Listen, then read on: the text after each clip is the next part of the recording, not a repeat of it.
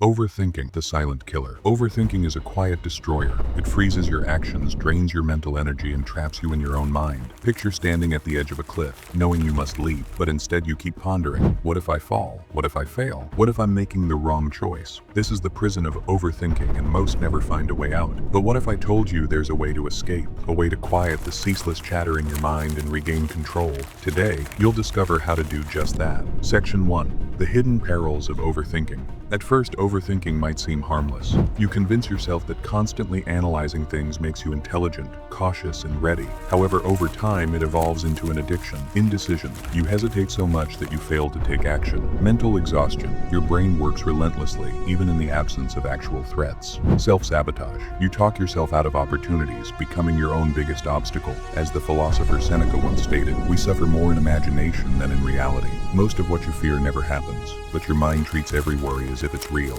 and the more you feed these thoughts, the stronger they become. Section 2. The science of overthinking. Your brain wasn't designed for happiness. It was created for survival. In ancient times, overthinking was advantageous. It helped our ancestors anticipate dangers and stay safe. But in today's world, this survival instinct works against us. Each time you overanalyze, your brain releases cortisol, the stress hormone, which results in heightened anxiety, trouble sleeping, decreased focus, constant fatigue. Your brain doesn't distinguish between real threats and imagined ones. It reacts to a missed text just as it would to a life-threatening event. That's why overthinking feels so overwhelming. It tricks you into thinking you're always in danger. Section 3. Breaking the overthinking cycle.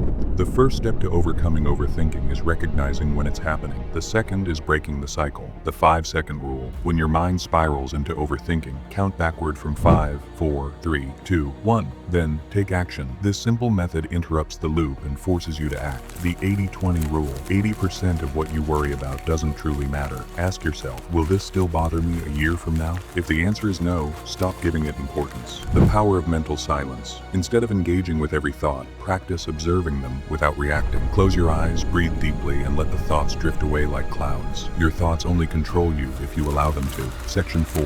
How great minds overcame overthinking. The greatest leaders in history understood that hesitation equals failure. Napoleon Bonaparte made decisions in seconds, believing that hesitation was a weakness. Miyamoto Musashi mastered mushin, or no mind, to silence doubt. Marcus Aurelius used Stoic principles to focus only on what he could control, ignoring everything else. The secret is simple. Act first, think later. When you learn to trust your decisions, you break free from the chains of overthinking. Section 5. The overthinking trap of the modern world. With social media, endless notifications, and a culture of comparison, overthinking is more prevalent than ever. You're constantly bombarded with information, making it difficult to turn off your mind. How to escape the digital overthinking loop. The 24-hour rule. Wait a full day before reacting emotionally. Most things won't seem as important after time has passed. Limit your inputs. Unfollow negativity. Reduce your news consumption. Curate what you're exposed to. Schedule your worry time. Allocate 10 minutes each day to think about your concerns. Outside of that time, dismiss them. By controlling what enters your mind, you control what has control over you. Final thoughts. The only path forward. Your mind can either be your greatest asset or your biggest prison. The choice is yours. Break free from the cycle.